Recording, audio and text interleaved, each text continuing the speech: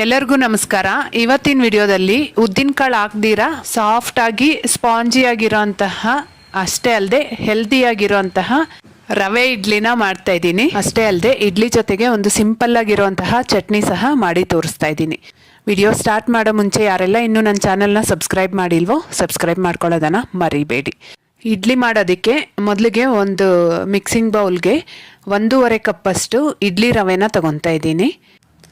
ಈ ರವೆ ತಗೊಂಡಿರೋಂತಹ ಕಪ್ಪಲ್ಲೇನೆ ಅರ್ಧ ಕಪ್ಪಷ್ಟು ಇಲ್ಲಿ ಸೋಯಾಬೀನ್ ತಗೊತಾ ಇದ್ದೀನಿ. ಈ ಸೋಯಾಬೀನ್ ಆರೋಗ್ಯಕ್ಕೆ ತುಂಬ ಒಳ್ಳೆಯದು.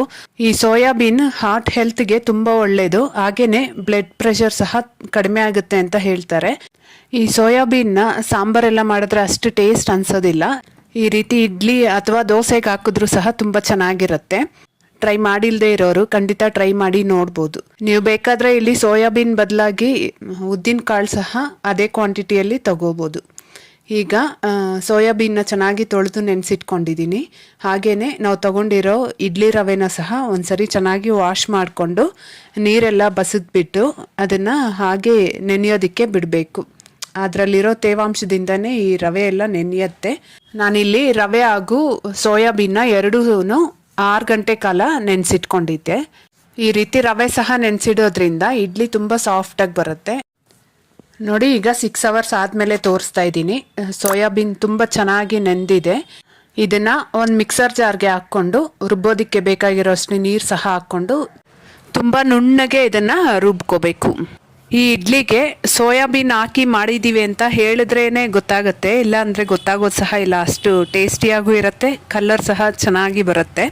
ಯಾವಾಗಲೂ ಮಾಡೋ ಉದ್ದಿನಕಾಳಿಂದ ಮಾಡೋ ಅಂಥ ದೋಸೆ ಇಡ್ಲಿ ಅಲ್ಲದೆ ಈ ರೀತಿ ಟ್ರೈ ಮಾಡಿ ನೋಡಿ, ಹೆಲ್ತ್ಗೂ ಸಹ ತುಂಬಾ ಒಳ್ಳೆಯದು.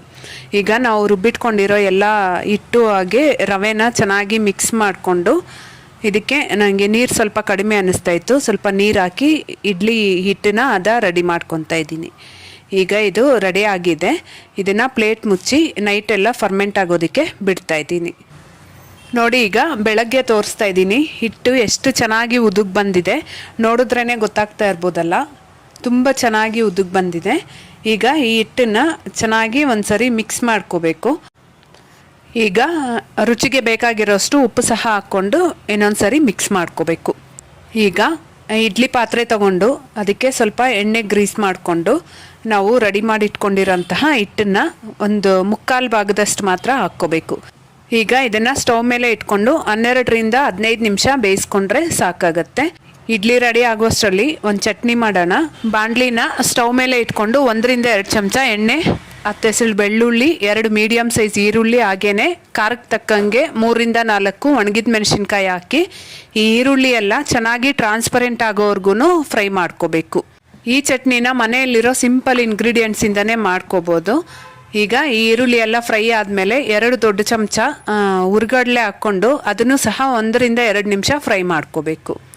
ಈಗ ಇದೆಲ್ಲ ಫ್ರೈ ಆಗಿದೆ. ಕೊನೆಯಲ್ಲಿ ಸ್ವಲ್ಪ ಹುಣಸೆ ಹಣ್ಣು ಹಾಗೆಯೇ ರುಚಿಗೆ ಬೇಕಾಗಿರೋಷ್ಟು ಉಪ್ಪು ಸಹ ಹಾಕ್ಕೊಂಡು ಸ್ಟವ್ ಆಫ್ ಮಾಡಿ ಇದನ್ನು ತಣ್ಣಗಾಗಕ್ಕೆ ಬಿಡಬೇಕು. ದಿಢೀರಂತ ಏನಾದರೂ ಚಟ್ನಿ ಮಾಡಬೇಕು ಅಂದಾಗ ಖಂಡಿತ ಈ ಚಟ್ನಿನ ಟ್ರೈ ಮಾಡಿ ನೋಡಿ. ಈಗ ತಣ್ಣಗಾದ್ಮೇಲೆ ಈ ಎಲ್ಲ ಇಂಗ್ರೀಡಿಯೆಂಟ್ಸ್ನ ಮಿಕ್ಸರ್ ಜಾರ್ಗೆ ಹಾಕ್ಕೊಂಡು ರುಬ್ಬೋದಕ್ಕೆ ಬೇಕಾಗಿರೋಷ್ಟು ನೀರು ಹಾಕ್ಕೊಂಡು ಇದನ್ನು ನುಣ್ಣಗೆ ರುಬ್ಕೋಬೇಕು. ಕೊನೆಯಲ್ಲಿ ಇದಕ್ಕೆ ಸಾಸಿವೆ ಮತ್ತು ಕರಿಬೇವು ಹಾಕಿ ಒಗ್ಗರಣೆ ಕೊಟ್ಟರೆ ಚಟ್ನಿ ರೆಡಿ ಆಗುತ್ತೆ. ಇನ್ನೊಂದು ಕಡೆ ಇಡ್ಲಿ ಸಹ ಪರ್ಫೆಕ್ಟಾಗಿ ರೆಡಿ ಆಗಿದೆ. ನೋಡ್ತಾ ಇದ್ದೀರಲ್ಲ, ಇಡ್ಲಿ ಎಷ್ಟು ಚೆನ್ನಾಗಿ ಉಬ್ಬಿ ಬಂದಿದೆ, ಹಾಗೇನೆ ಕೈಗೂ ಸಹ ಅಂಟ್ತಾ ಇಲ್ಲ. ಈಗ ಇದನ್ನು ತೆಗೆದಿಟ್ಕೊಂಡು ಒಂದು 5 ನಿಮಿಷ ತಣ್ಣಗಾಗೋದಕ್ಕೆ ಬಿಡಬೇಕು.